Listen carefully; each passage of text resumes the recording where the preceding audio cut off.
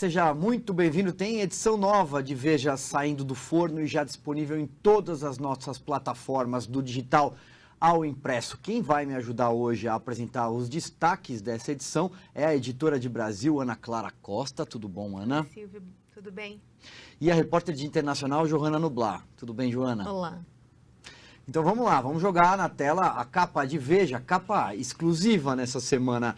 Suspeita bilionária. Relatório confidencial do Ministério da Fazenda informa que em 14 anos o grupo JF movimentou nada menos do que 248 bilhões de reais em operações nebulosas que incluem remessas a políticos da Lava Jato.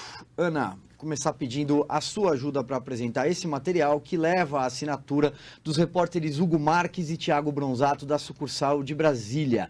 Veja, teve acesso a 139 páginas desse material do COAF, aquele órgão do Ministério da Fazenda que flagra movimentações suspeitas e a partir delas faz algumas análises. Bom, comprovadas essas movimentações que por hora são suspeitas, importante que a gente frise, essa cifra de 268 bilhões de reais configuraria a maior fraude da história do planeta, não? Pois é, Silvio, é um número muito alto e esse número se refere a todas as operações do Grupo JF que despertaram, digamos, o interesse do COAF, né? Ainda a gente não tem ainda a confirmação de que todas essas operações foram ilícitas, né? Foram operações consideradas suspeitas. E então, por exemplo, eles conseguiram verificar repasses, transferências bancárias para o Gilberto Kassab, ministro do governo, que na delação da JBS, do Joesley, constava como um dos receptores de propina, Gedel Vieira Lima, Bunlai. Então, você tem toda uma gama de políticos que o Joesley havia delatado e que o COAF verificou que houve transferência bancária do grupo para esses indivíduos. Agora, o COAF faz um trabalho técnico, né, e que fica a cargo agora dos investigadores ver o que é lícito e o que não é de tudo isso. Muito bem, você citou o ministro Gilberto Kassab, mas a lista é longa, tem Renan Calheiros, tem Gedel Vieira Lima e por aí vai. Não vou entregar mais nomes porque o material é exclusivo, a gente quer que você acompanhe, que você leia. Nessa edição também tem material de Brasília com nova gravação do Joesley Batista, do grupo JBS, mostrando o empenho para pagar o presidente Michel Temer, que nesse momento enfrenta uma segunda denúncia da Procuradoria-Geral da República na Câmara dos Deputados. Seguimos no noticiário político-policial. Agora, devolvo a bola para Ana Clara, que vai comentar a reportagem Pego na Malandragem. De quem estou falando? Do ex-presidente Luiz Inácio Lula da Silva. Ana, conta a história dos aluguéis, que, aliás, chegou a virar até meme na internet, hein? Pois é, Silvio, histórias do PT essa semana é o que não faltam, né?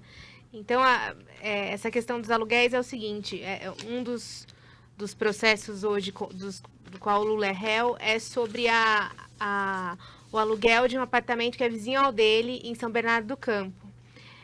A suspeita dos investigadores do Ministério Público é de que a Odebrecht comprou esse imóvel para o Lula e colocou o nome de um laranja, que é um primo do Bunlai, para que não ficasse na cara que o dono era, de fato, o ex-presidente.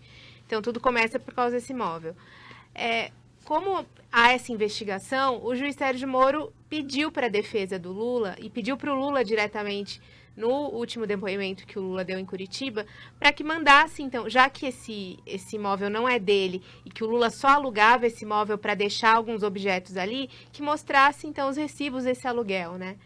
E aí, na última segunda-feira, a defesa entregou, de fato, os recibos, só que os recibos contêm erros grotescos, muitas incongruências que dão a entender que eles foram feitos às pressas, realmente para suprir um pedido da justiça, né?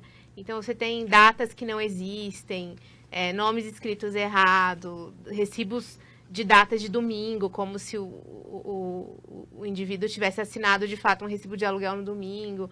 Então, você tem várias situações aí que enfim, colocam em xeque essa prova.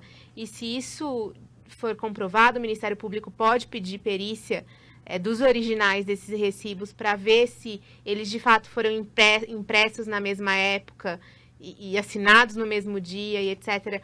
Como em tese o Laranja diz que aconteceu, porque o que ele diz em sua defesa, né? Esse primo do Bunlai, ele fala, o Roberto Teixeira foi um dia, eu estava internado no Sírio-Libanês, ele foi um dia com um calhamaço de documento e pediu para eu assinar tudo de uma vez. Então, o Ministério Público pode pedir uma perícia para verificar se isso de fato aconteceu. Então, isso foi uma coisa que aconteceu com o PT essa semana, mas muitas outras. Carta do Antônio Palocci.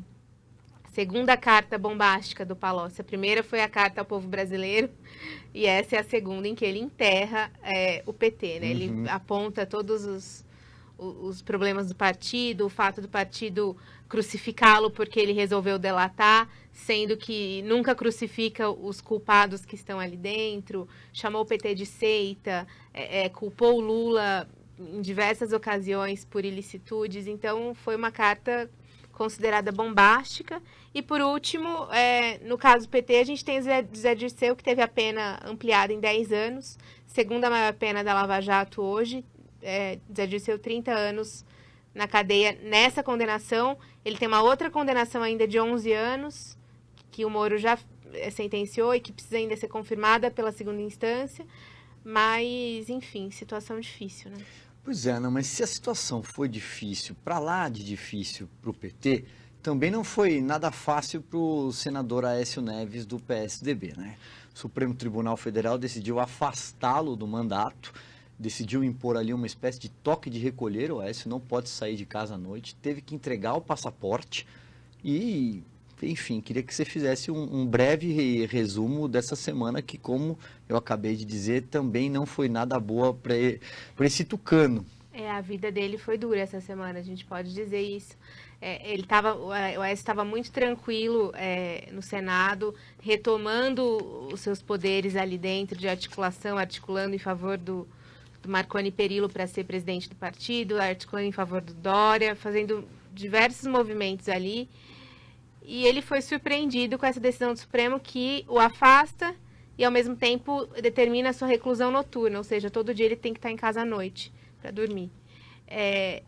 Isso foi muito surpreendente, ninguém esperava, nem a imprensa, nem o próprio Aécio, nem o entorno dele. Mas o Senado já se movimentou para tentar derrubar essa decisão. Então, eles chegaram a convocar uma sessão para votar se os senadores aceitavam ou não esse afastamento. Por quê? Porque a Constituição prevê que um senador só pode ser preso se o Senado autorizar, como aconteceu com o Delcídio do Amaral, que houve uma votação em que determinaram que ele fosse preso. E eles consideram essa reclusão noturna determinada pelo Supremo uma espécie de prisão, e por isso eles queriam deliberar. Acabaram adiando essa decisão para a semana que vem, então semana que vem a gente ainda vai ter uma definição da situação do Aécio. Mas a questão ele começou a semana muito bem, fazendo grandes articulações, e termina ela muito acuado ali, com a expectativa de talvez não voltar mais para o Senado, né? Muito bem, esse foi todo um resumo do material de política e de Brasil produzido pela equipe da sucursal de Brasília e pela equipe aqui de São Paulo. Um aperitivo desse material já está disponível em veja.com, no site de Veja.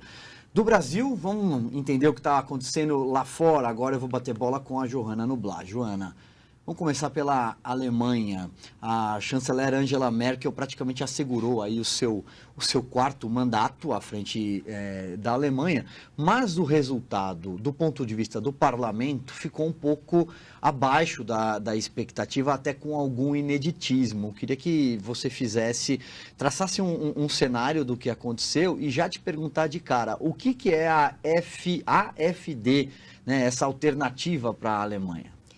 Pois é, eles tiveram uma eleição no domingo agora, e a AfD é um partido que foi criado em 2013 com professores de economia que eram contra o euro. Só que em 2015, com a leva de refugiados que estava chegando na Alemanha, que a Merkel abriu o país para eles, 1 milhão de refugiados, a AfD acabou se pegando isso e se reinventando e se transformando nesse partido com a bandeira anti-imigração, xenófobo, nacionalista e tal. E aí o que aconteceu nessa eleição foi que eles, pela primeira vez desde a Segunda Guerra, eles conseguiram ser um partido nacionalista e xenófobo a chegar no parlamento, com 13% das cadeiras, quase 13%. E eles conseguiram essa ascensão às custas dos partidos de centro, que é a coalizão da Merkel e o SPD, que é um outro partido centro-esquerda também. Então, o que aconteceu foi que esses dois grupos de partidos do centro tiveram a pior votação em 70 anos. Por quê? As pessoas com quem a gente conversou dizem que na Europa, vários países desse centro-esquerda, centro-direita, nos últimos anos, eles começaram a se reunir muito no centro, assim, e deixando os seus eleitores sem casa, vamos dizer assim, livres para serem agarrados por esses partidos extremos da esquerda e da direita.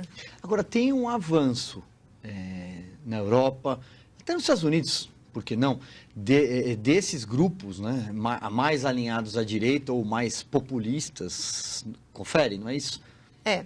Pois é, a gente viu na França com a Marine Le Pen, ela chegou no segundo turno, né? Os partidos tradicionais ficaram barrados já no primeiro turno. Na França, a gente teve a extremista Marine Le Pen com o Emmanuel Macron, que era um partido que vinha de um partido que ele tinha acabado de criar, né? Então, você viu também o populismo chegando ali na França, você teve o voto do Brexit, você teve a eleição do Trump. Só que o que as pessoas dizem, a nossa conclusão nessa matéria, é que eles avançam um pouco, mas eles também não conseguem chegar lá totalmente, porque você tem que ver pelo lado positivo. Então, tudo bem, 13% na Alemanha votaram para esse partido xenófobo, mas 87% votaram com partidos democráticos, apesar de você ter tido uma sequência de ataques terroristas e dessa leva de refugiados. E no Trump é a mesma coisa, não é que todos os americanos resolveram abraçar o extremismo da direita, mas você tinha ali dois candidatos impopulares, o Trump e a Hillary, e foi uma campanha super controversa e tal. Então, tem um lado positivo, assim, uma das pessoas com quem eu conversei falou, a gente tem que se preocupar com a ascensão da AfD e desses populistas, mas a gente também não precisa entrar em pânico ainda. Por isso não passarão, diz o título da matéria. Você falou do Trump, tem reportagem também sobre os e-mails da equipe do Trump, conta pra gente. Pois é, a gente faz uma matéria mostrando da ironia do que aconteceu essa semana, porque a imprensa americana descobriu que pelo menos 6 integrantes, assessores do Trump na Casa Branca, estavam usando contas de e-mail pessoal para discutir assuntos oficiais do governo, assim, para trabalhar. E isso é uma ironia porque durante toda a campanha eleitoral de 2016, o Trump ficou batendo na tecla que a Hillary tinha usado indevidamente um servidor privado de e-mail enquanto ela era secretária de Estado do governo Barack Obama. E foi verdade, ela não deveria ter feito. Mas o Trump ficava dizendo que ela era uma criminosa, que ela devia ser presa e tudo mais. E aí agora, ironicamente, eles também caem no erro de usar o e-mail de forma indevida. Então, para a gente finalizar, vamos falar agora da reportagem Separar Não É Moleza, sobre o referendo na Catalunha. Finalmente chegamos ao 1º de outubro, né? Pois é. Eles tiveram muitos embates ali, né, os catalães com a Espanha, para poder realizar o referendo, que está marcado para domingo, e ao mesmo tempo os curdos fizeram o referendo deles nessa última segunda-feira. E o que a matéria, que é da Luísa Queiroz, vai falar, é que mesmo que que os nacionais votem a favor do referendo, da separação, é muito difícil. No século XXI, só 3 países novos surgiram, né, no mundo, porque não é de interesse dos estados que tem esses movimentos separatistas, né? Porque se acontece com um, pode ser que comece a pipocar. Então, você vê na União Europeia, são 47 grupos separatistas. Então, eles tentam evitar de toda forma e dificultar esses processos. Joana, Ana Clara, obrigado. Obrigada, Silvia. Obrigada. Bom, se você gostou e quer saber mais sobre todas essas reportagens, eu repito, elas já estão disponíveis nas nossas plataformas digitais e também material impresso, a revista, se você for nosso assinante. Boa leitura para você, ótimo final de semana, até mais.